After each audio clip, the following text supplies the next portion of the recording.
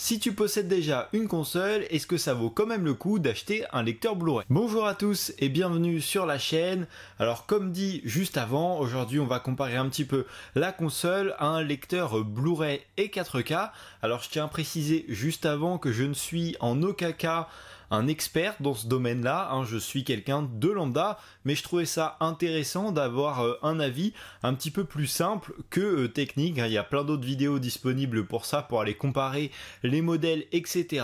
Donc voilà, je voulais vous faire un petit retour là-dessus puisque je possède les deux. Alors comme je le disais juste avant, je possède les deux, j'ai une Xbox Series X et j'ai un lecteur Blu-ray, c'est un Sony UBX700 je crois, si je dis pas de bêtises.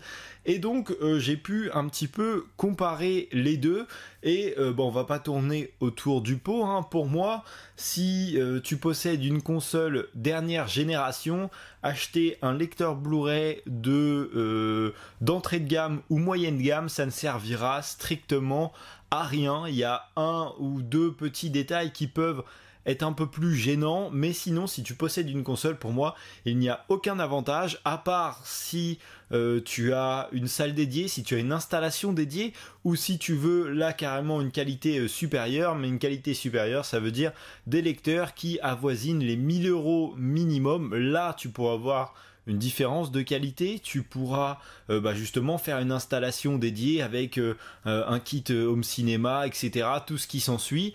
Mais si tu ne veux pas te diriger là-dessus et que tu possèdes une console, honnêtement, ne dépense pas ton argent dans un lecteur bas de gamme ou moyenne gamme. Alors du coup, tu vas comprendre le pourquoi du comment je fais cette vidéo. C'est que mon lecteur Blu-ray Sony, ça fait quelques années que je l'ai, je dirais 4-5 ans, et ma console je l'ai eu après. Donc moi je me servais que du lecteur et j'avais déjà eu un ancien lecteur Sony avec lequel j'avais eu quelques problèmes.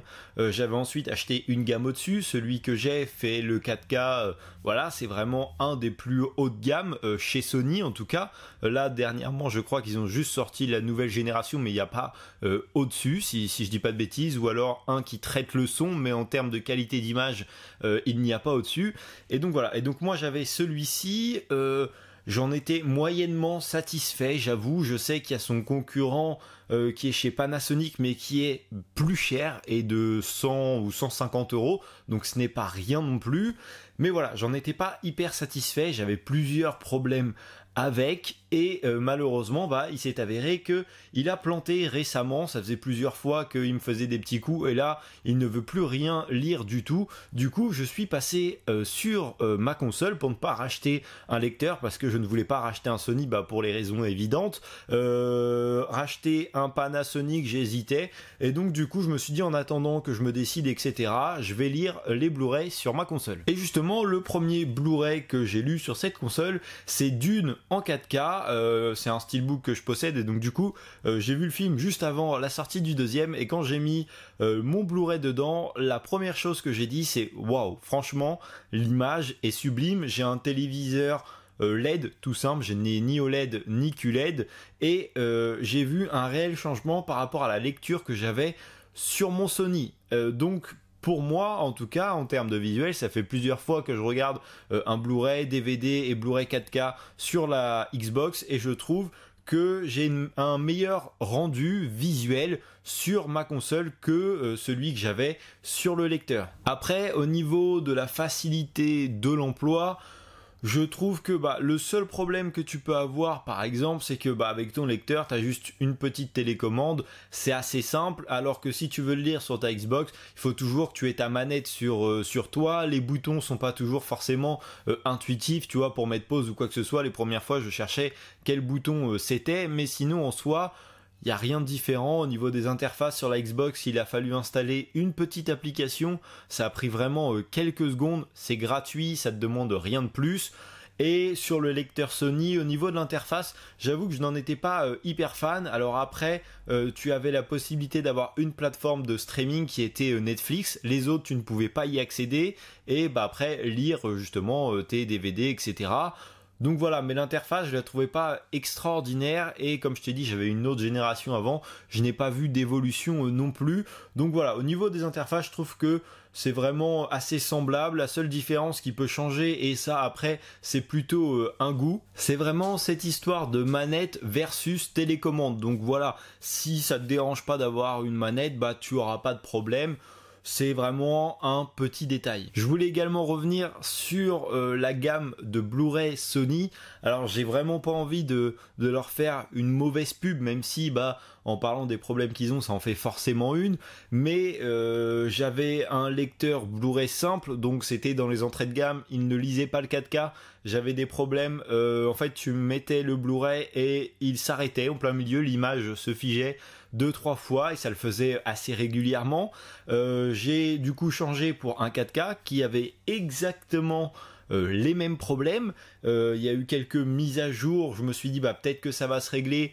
Rien à faire. Alors il y a eu un petit passage à vide où il y avait aucun problème et là dernièrement c'est revenu mais puissance 10 et en fait c'est même plus possible de regarder un film, le lecteur s'arrête toutes les 5 minutes, c'est vraiment très chiant et ce qui me dérange encore plus c'est que c'est un problème du coup qui ne date pas d'hier puisque ça le faisait sur mon ancien, mes parents ont le même lecteur que j'avais et ont exactement le même problème et j'ai également vu qu'il y a la nouvelle génération qui est sortie, le 800 et j'ai vu le premier commentaire qui est sorti, tu peux le trouver sur Boulanger je crois, où une personne se plaignait exactement du même problème alors que c'est la nouvelle génération, ils sont conscients du problème, ça fait un bout de temps que le problème est signalé, je ne suis pas le seul à m'en plaindre et ils n'ont toujours pas réglé ce détail, donc je suis désolé, c'est pas possible d'aller mettre 300-400 € dans un lecteur qui ne va pas avoir une durée de vie énorme et tu vas devoir te battre avec lui pour regarder un film. Et par contre, il y a quand même un point négatif au niveau de la console, c'est que le lecteur faisait du upscaling. Ne te trompe pas non plus quand tu achètes un lecteur, si c'est marqué upscaling 4K, ça ne veut pas forcément dire qu'il lit le 4K. Je préfère le préciser parce que je me suis fait avoir la première fois quand je débutais un petit peu dans ce domaine-là, c'est tout simplement une amélioration d'image. Et là, pour le coup, j'ai vu une réelle différence quand j'ai mis un DVD dans la Xbox. Honnêtement, j'ai essayé de chercher dans les paramètres, je me suis dit, mince, il y a peut-être un problème, parce que le DVD était vraiment laid, parce que j'avais l'habitude que le lecteur le retravaille pour lui donner la meilleure qualité possible. Et là, quand je l'ai mis dans la Xbox, il n'y a pas cette option là, le DVD est brut, il s'affiche en 720p et donc il y a une réelle différence entre ton Blu-ray et ton 4K et donc ça c'est un petit peu plus dérangeant, même si j'avoue que dans ma collection j'ai pas énormément de DVD mais j'en ai toujours, il y a des films qui ne sont pas sortis en Blu-ray donc ça peut être un inconvénient. Pour conclure cette vidéo, je dirais que pour moi la console l'emporte sur les lecteurs moyenne gamme et bas de gamme. Après, si tu veux mettre vraiment le prix, il n'y aura pas photo, c'est sûr et certain. Mais le seul défaut qu'on peut reprocher à la console, c'est le upscaling, comme je le disais, qui du coup est un petit peu gênant quand tu visionnes un DVD. Mais niveau prix, il n'y a quand même pas photo. Ta console, tu la payes 500 €, tu peux regarder des films et jouer à la fois, alors que de mémoire, faut aller vérifier, peut-être que je dis des bêtises, mais 500 € c'est à peu près le prix du lecteur Panasonic, c'est le UB820 je crois, qui est, alors c'est une très bonne gamme, j'ai vu des bons retours dessus, mais il y a également de moins bons, pas autant que le Sony, il n'y a pas les mêmes problèmes que sur le Sony, mais il y a quand même de moins bons retours quelquefois. Après, tout le monde ne peut pas être satisfait de tous les produits, mais du coup, à comparer les deux, je ne pense pas racheter de lecteur Blu-ray pour le moment. Je vais peut-être attendre de voir par la suite, est-ce que je me ferai une plus grosse installation et là, du coup, passer sur un lecteur vraiment de très haute qualité. Mais si c'est pour acheter un Sony, avoir les mêmes problèmes, etc., j'ai pas envie. Si c'est pour acheter le Panasonic UB820 et avoir la même chose quasiment que ma Xbox, j'ai pas plus envie que ça pour le moment. Donc voilà, moi avoir la manette, je m'y suis fait, c'est juste un coup de main à prendre. Et donc je dirais que si vous possédez les deux ou si vous avez déjà une console, ça sert à rien d'aller mettre 200, 300 voire 400 balles dans un lecteur qui sera pareil ou moins bon que votre console. Donc voilà, si toi aussi tu possèdes une console, un lecteur, etc., n'hésite pas à ajouter ton avis en commentaire, ça pourra peut-être aider des personnes, et même moi j'irai lire vos commentaires. N'hésite pas à liker la vidéo et à t'abonner à la chaîne si ma vidéo t'a plu. Tu peux également aller me retrouver sur mes réseaux sociaux. Moi je te dis à la prochaine pour une nouvelle vidéo. Salut!